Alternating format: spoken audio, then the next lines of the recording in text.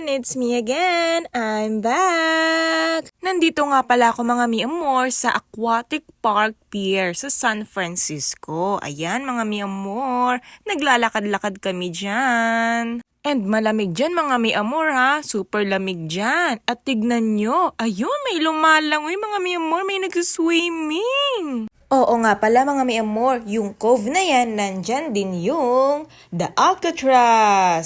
Ayan mga mi amor, ang Alcatraz, dating presinto yan ng 1934 to 1963. Known for its brutal conditions and escape-proof reputations, and it is now a popular national park museum. At ayun din mga mi amor, ayun ang Golden Gate. Ako, ang lamig-lamig nga din dyan mga mi amor. What if ba kaya na nasa tabi kami ng cove? Naku, super duper lamig. At syempre mga mi amor, it's my time para sumulpot sa video ulit.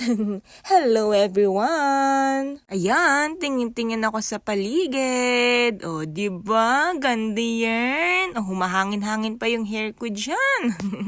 Ayan nga pala yung paligid niya mga mi amor, mga surroundings. Ayan. At saka ang dami din mga naliligo dyan mga mi amor. Ayun oh, may mga nagsuswimming. Naku, kayang-kaya nilang lamig. Ayan, tignan nyo naman. Ang dami nilang mga lumalangoy dyan kahit malamig.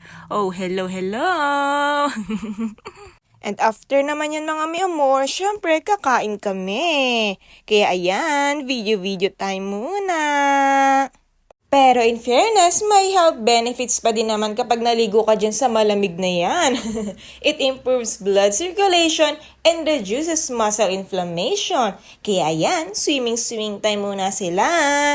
And that's all for today's video. Bye-bye!